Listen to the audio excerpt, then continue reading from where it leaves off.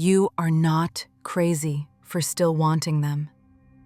You are not weak for missing someone who broke you. And you are not broken for craving the person who made you feel small. Here is the hard truth and the promise. The hard truth is that what you call love might be your nervous system chasing relief. The promise is that once you understand the exact mechanics, you can stop being controlled by the pull, keep your dignity, and if there is any real path to a return, you will be able to create it without begging, without emotional flooding, and without rewarding the same cycle. Now, let's name what "they broke you" actually means, because people use that phrase for everything.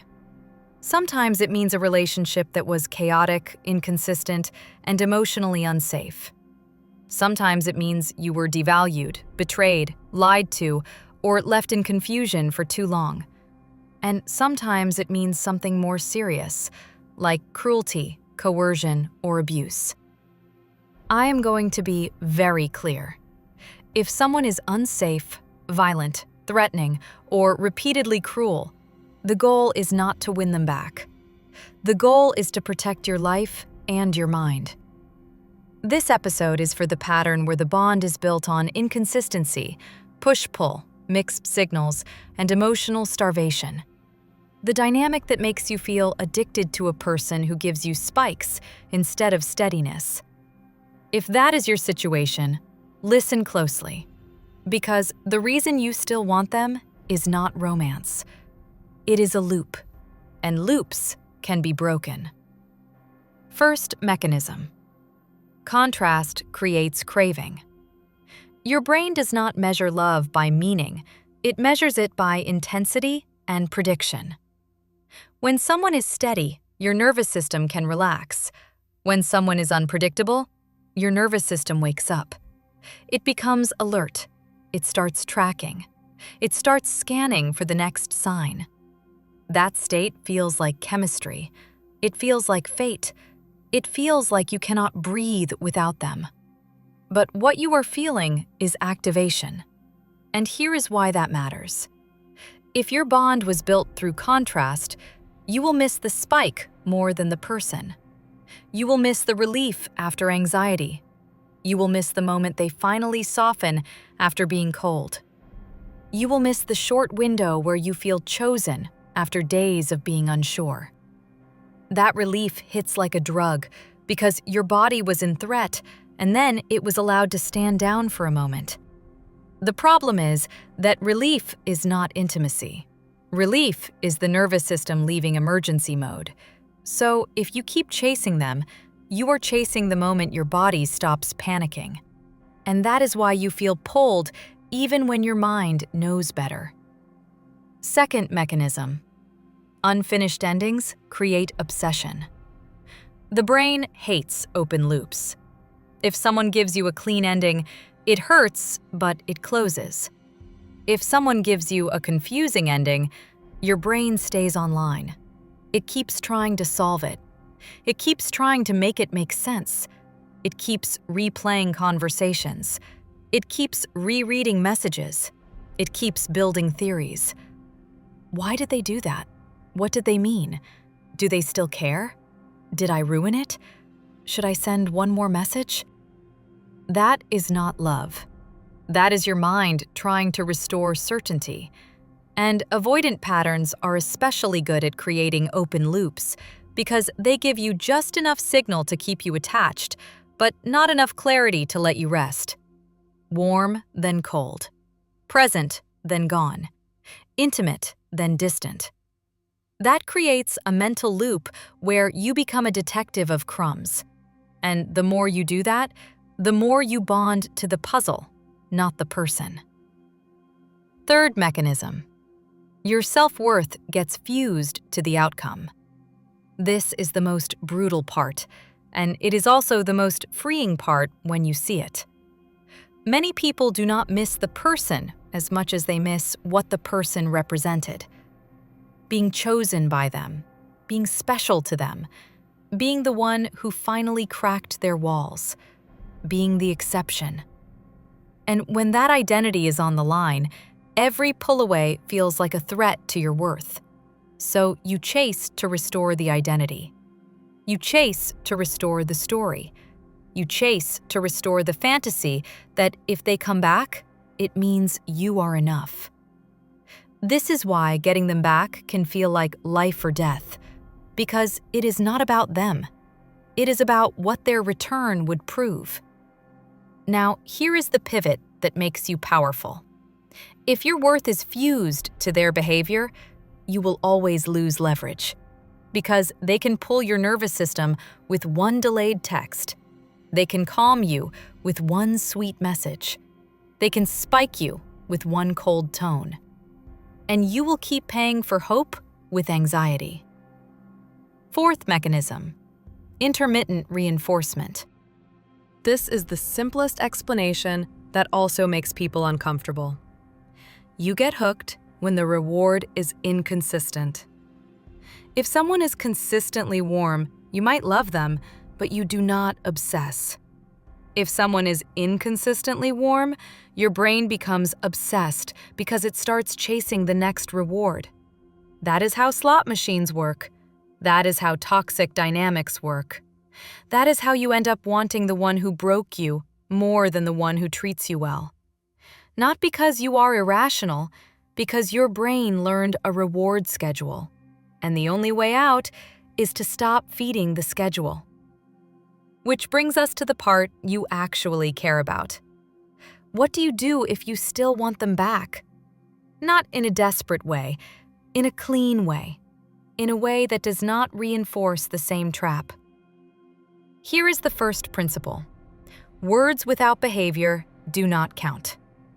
If you accept that deeply, your mind stops scanning for hidden meaning, because you are no longer trying to solve their feelings. You are observing their pattern. And patterns are obvious when you stop feeding the signal economy. The signal economy is when you treat every sign as currency. A like means hope. A short reply means progress. A late-night text means they miss you. A breadcrumb means they care. But signals are not stability. Signals are often the minimum needed to keep access alive. If you want a return that becomes real, you cannot reward signals. You reward behavior, consistency, and repair. Now let's talk about the biggest reason people fail. They either become needy or cold. They flood or they punish. Both make avoidant systems worse. Flooding creates pressure. Pressure triggers withdrawal. Punishing creates control. Control triggers rebellion and distance. The only posture that works over time is calm and firm. Calm lowers pressure. Firm raises standards. Calm is your tone. Firm is your behavior. Calm says, I am not trying to trap you. Firm says, I am not willing to be trapped either. That combination is rare, and because it is rare, it changes the climate. But you have to understand what calm and firm looks like in real life, not as a vibe, as a strategy. Calm and firm means you stop doing these three things immediately. 1. You stop sending long emotional texts that explain your pain and ask them to see you. That message feels honest. It feels mature. It feels like closure. But in an avoidant system, it reads as pressure and expectation. They feel responsible for your emotional state. Responsibility triggers fear. Fear triggers withdrawal. 2. You stop chasing clarity at the peak. The first 24 hours after you feel them pull away are the most dangerous, because your nervous system starts bargaining. You start scanning their tone. You start rereading. You start checking. You start thinking, if I just say the right thing, they will come back. That is when you ruin your leverage, because acting from panic teaches them one lesson. Distance gives them power. So your first rule is simple. Do not act at the peak. If you feel urgency, that is the signal to pause. Not because you are playing hard to get, because urgency makes you sloppy, and sloppy creates the exact pressure that makes them disappear longer. 3. You stop rewarding the return. This is the one that separates people who get stuck for years from people who actually shift the dynamic. If you stop chasing and they come back, do not celebrate their return. Reward their staying. Reward their consistency. Reward their repair. Reward the behavior that would make a relationship possible.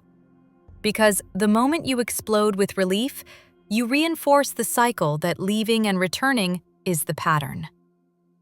Now, you might be thinking, okay, but if I stop doing all of that, what do I do instead? Here is the answer.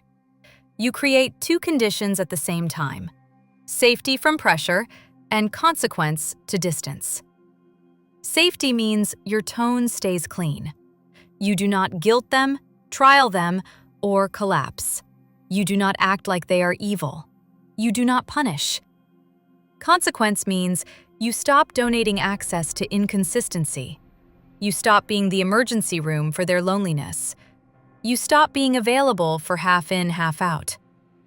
That does not mean you disappear dramatically. It means you stop offering relationship benefits to someone who is not showing relationship behavior. This is how you stop being the backup source of comfort they can tap without cost. And if you want a return, this is the only return worth having. A return where they come closer and stay closer. Not a return where they pop in when you leave and vanish when you relax. Now let's get even more specific, because you asked for ruthless and not boring. Here are the exact moments your brain gets hooked again, and what to do in those moments. Moment 1, you get a tiny signal. A view, a like, a short reply, a late-night text. Your body spikes. Your mind says it is working. Your nervous system wants to run toward them. This is where you win. You do not respond like a starving person who just found water. You respond like someone who expects consistency. You keep it warm, but not wide open. You keep it human, but not collapsing. You do not reward attention. You reward effort. Moment 2. They say the right words, but behavior stays the same. This is where most people negotiate with hope. They tell themselves they are scared, they are busy, they are healing, they are trying. And sometimes that is true. But your nervous system cannot build a life on a maybe that requires someone else to transform. The rule is simple. Words without behavior do not count. If their behavior does not change, your access does not expand. That is how you stop feeding the loop. Moment 3. They pull away right after intimacy. This one hurts the most because it creates the illusion that closeness causes loss. You get close, they retreat. You chase, they retreat more. You start walking on eggshells. You start performing stability. You start editing yourself. You start being smaller so they do not run. That is the moment you lose your power. Because now, your entire self becomes a strategy to keep them. And the irony is, this is exactly what makes avoidant systems feel suffocated. They can feel the invisible pressure of you trying. So the move is not to become colder. The move is to become less attached to the outcome of each moment. You let closeness be closeness, and you let distance have a cost. That is calm and firm. Moment 4. You feel the urge to send the message that explains everything. The message that proves you are mature. The message that makes them finally understand. Here is the truth. In this dynamic, understanding is not the problem. Capacity is the problem. Many avoidants understand. They just cannot tolerate the emotional gravity of being responsible for your relief. So instead of sending the message, you do the only thing that works. You hold your standard without emotional performance.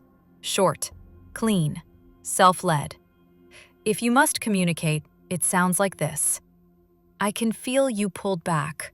No pressure to talk right now. I am around when you want to reconnect, and I am not available for half in, half out. That is it. No trial, no essay, no begging, no hidden knife. And then you follow it with behavior. You do not hover. You do not check. You do not keep energetically feeding the loop. Because the loop is not only contact, the loop is attention.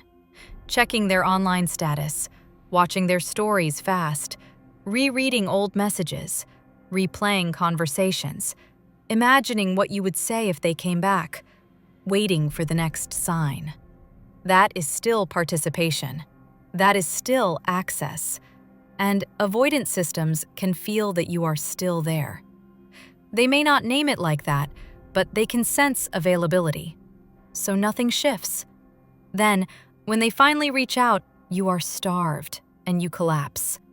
And that collapse teaches them the wrong lesson. Distance gives them power. Return gives them reward. So they repeat the cycle. Cleaner silence is what breaks it. Cleaner silence is not a protest. It is a boundary your nervous system actually honors. Now, let me give you the most important reframe in the entire episode. You do not want to stop wanting them. You want to stop being controlled by wanting them. Because wanting is not the enemy. The enemy is compulsive attachment to an outcome. Compulsive attachment makes you abandon yourself. It makes you overfunction. It makes you chase. It makes you negotiate. It makes you accept crumbs and call them progress. When you break compulsive attachment, one of two things happens, and both are wins. If they have real capacity, they begin to come closer in a way that is steadier, because the climate changed. There is less pressure, and there is a cost to distance. If they do not have capacity, you stop being hooked, because your nervous system stops gambling. And the weird part is, the moment you stop gambling, you start feeling your power again. You stop thinking about them every minute. You stop scanning your phone like it owes you oxygen. You stop living in a casino.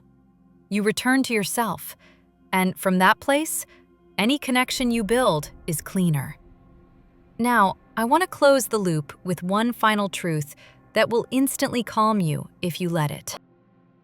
The reason you still want the one who broke you is because your nervous system believes the next signal will equal safety. So your job is to stop feeding the signal economy and start rewarding the only thing that creates a real bond: consistency, behavior, repair. If they return, you do not reward attention. You reward staying. You reward effort. You reward change you can feel over time. That is how you can want them and still keep your dignity. That is how you become magnetic without becoming a player. That is how you stop being hooked without becoming cold. Welcome to PsychBond. You're safe here.